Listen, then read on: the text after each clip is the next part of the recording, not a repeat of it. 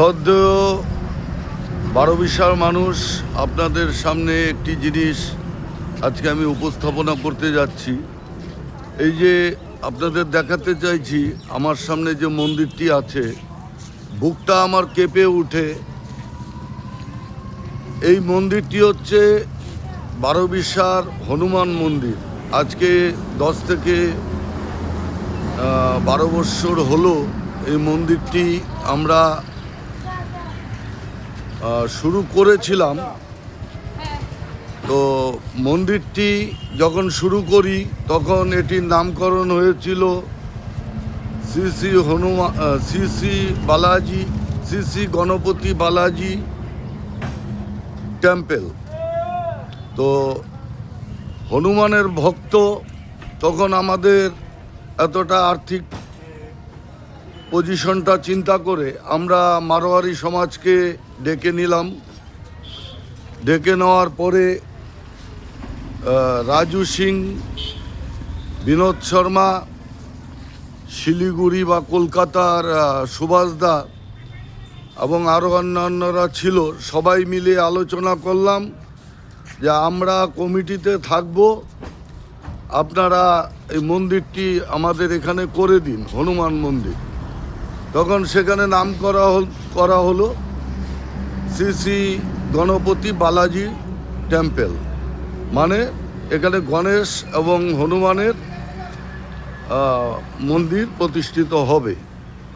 তৎপরবর্তী যখন কাজটা শুরু করি, এখানে আমাদের মধ্যে নিজেদের মধ্যে একটা বাধা বিপত্তি হলো। সেটা মামলা মোকদ্দমা হলো। পরবর্তীতে আমরা নিজেরাই আবার মিল মহব্বত করে মীমাংসা করলাম। কাজও চলছিল। কাজের দায়িত্বে ছিল আমাদের এক ভাই মারোয়ারি বিনোদ শর্মা। ধন্যবাদ জানাই, বিনোদ অনেক প্রচেষ্টা করে মন্দিরটি এ অবধি তুলেছে দেখুন। কিন্তু আজকে হনুমান জয়ন্তীর দিনে খুবই দুঃখ লাগছে, বারোবিশার মতো একটি জায়গায় যে একটি হনুমান মন্দির নেই। বারোবিশার মানুষকে ছুটে যেতে হয় বিভিন্ন প্রান্তে। তাই সকলকে বলছি, আপনারা দেখুন বারোবিশায় এই যে হনুমান মন্দির, গণেশ মন্দিরটি অসমাপ্ত মন্দির থাকা মানে অশনি সংকেত। তাই সবাইকে অনুরোধ করব, এবং আমরা যারা আছি বারোবিশা ব্যবসায়ী সমিতির, আবার যেন এই মন্দিরটি পুনঃস্থাপন করে আগামী হনুমান জয়ন্তী এখানে পালন করতে পারি। কারণ আমাদের এত সুন্দর একটি মন্দির থাকা সত্ত্বেও আমরা সেটিকে রূপদান করতে পারছি না। প্রয়োজনে আবার আমরা বিনোদ শর্মা ভাইয়ের সাথে বসবো, কি করে কি অবস্থায় আছে মন্দিরটি, কেন হচ্ছে না। এই যে দেখুন, সব ব্যবসায়ীরা এখানে নোংরা আবর্জনা তো আছেই।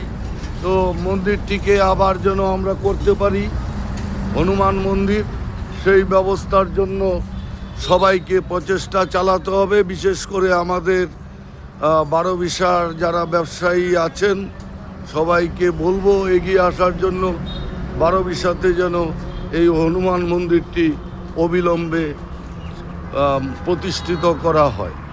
আমি একজন ব্যবসায়ী সমিতির কর্মকর্তা, পাশাপাশি যেহেতু আমি এই খবরগুলি আপনাদের মাঝে তুলে দেওয়ার জন্য